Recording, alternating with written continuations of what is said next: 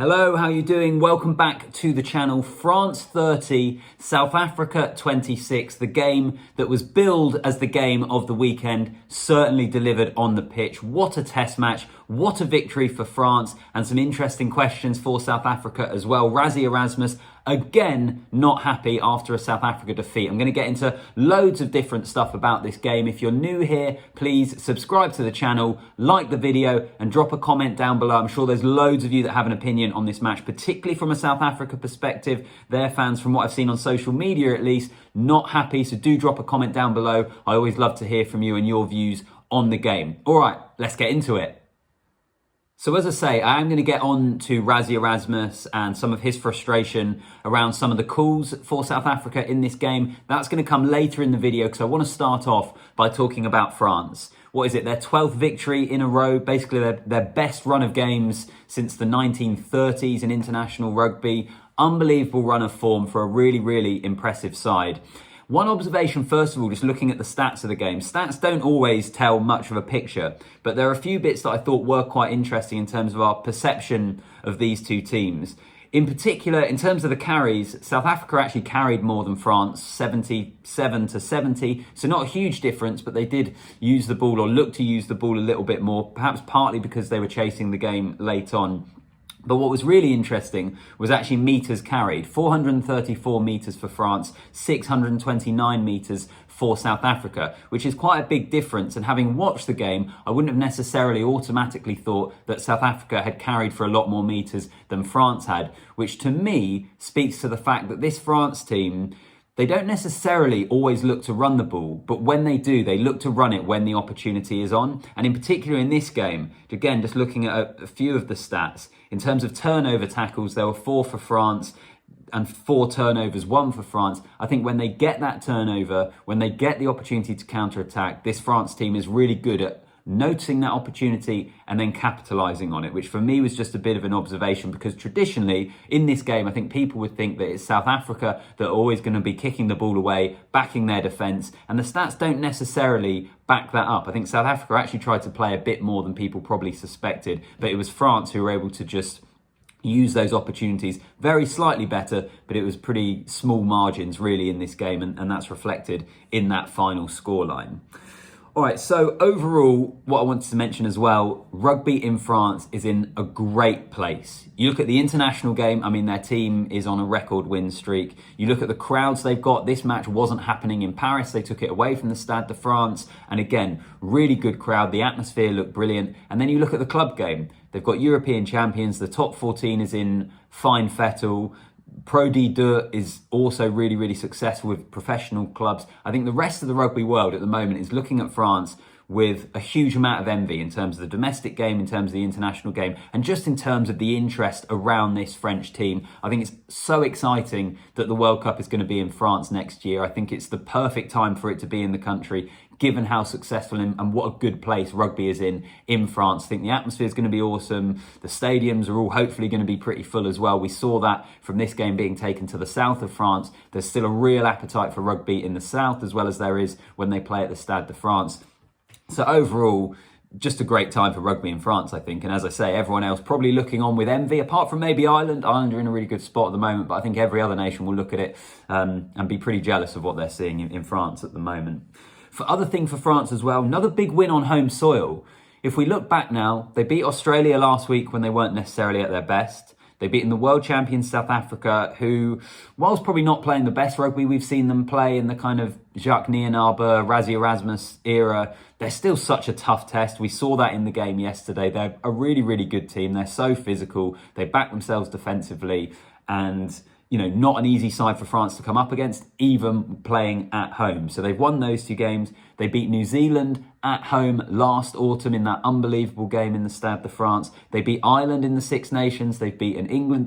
They've pretty much, if you look 10 months ahead to the World Cup, I would argue France have beaten everyone that they would want to beat as a barometer of where they are heading into that World Cup. I think that is why they are favourites, because at home they have beaten those sides. Now, I'm not saying it's going to be easy. I think a lot of people will have France favourites. I still like Ireland. I still think the All Blacks have the quality to potentially cause an upset. You can't count out South Africa. And obviously, you wouldn't back England at the moment, but Eddie Jones, with 2 or 3 months with those players in a camp before the World Cup, will back himself to get England in a much better position. But France at the moment, they've beaten everyone that's come before them. They're a formidable team to come up against, particularly because I think in these 2 games, they haven't played their best. Definitely haven't played their best against Australia, but a bit of magic from Damien Penaud got them the victory. And even against South Africa, I still think it wasn't as good a performance as we've seen from France. Maybe some of those games in the Six Nations where they've had more time playing together. I do think for some of the Northern Hemisphere sides, we are seeing that thing we often see in the autumn, where they're coming up against sides, South Africa, New Zealand, Australia, Argentina, who, because they've come off the back of the Rugby Championship fairly recently, are probably just playing better rugby. Whereas with the Northern Hemisphere sides, they're coming together, they haven't had a long in camp. I think maybe we're seeing that with some of the performances. But despite that, France still getting the victory. Right, on to South Africa, because there's a few different bits to unpick here. Where shall I start? Let's start about the Rassie Erasmus getting on his Twitter account and complaining about some of the decisions. And look, I think there maybe were some marginal calls. He highlighted a carry really early on the game by Ramos, the French fullback, into Cheslin Kolbe, where there was potentially a forearm in there. I didn't think it was clear cut. When you slow it down, it makes it look worse than it was. And then he also highlighted near the end of the game when South Africa were chasing it, a forward pass that was given, Willie Leroux throwing the pass out towards the right wing and it given as a forward pass. Again, maybe a close decision. But the point for me in this, there's decisions like this in every single game. Every single test match, there are really marginal calls. Rugby's such a difficult game to officiate. And some South African fans might say, well, you know, the officiating needs to be better. That might be the case, but I'm not convinced overall that is the case. I think the officiating is pretty good. You're always going to have marginal calls. And also with this, the thing I genuinely find fascinating is it becomes so territorial. If you look at the replies to Rassie Erasmus's Twitter, you have fans from other nations saying that it's disgraceful, and then a huge amount of South African fans backing him up and backing their director of rugby, and not really looking at the fact that it's a really bad look for him to be consistently going on social media, highlighting these marginal calls that go against South Africa. And I hope that with this, and I think there's loads of South African fans that will probably watch this and have an opinion on it, and the immediate reaction is, I think, to be very, very defensive. The mentality that this breeds, I think, within South African rugby, I personally find really interesting. I think hopefully we can have a genuine discussion about that in the comments, rather than what it normally is on social media platforms and fans just throwing dirt and shade between one another.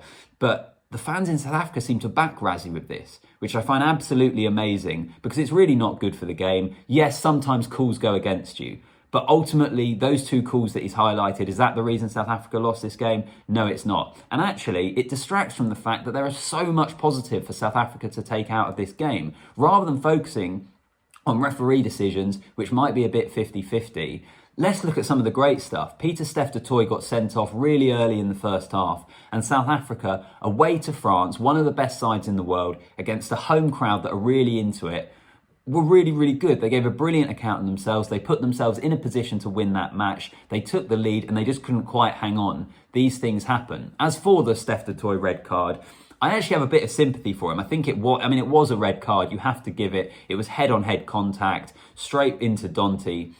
But Dante had kind of fallen over into the ruck. So he was virtually lying on top of the ruck. He was really low to the ground. And du Toit just comes in with actually what is pretty good body position to clear out from a ruck normally. But because Dante's so low to the ground, it's head on head. It has to be a red card because we have to protect the heads of the players. But I don't think it was as malicious as those replays probably suggest. I thought South Africa did really well to play a lot of that game with a man down against a really difficult French side.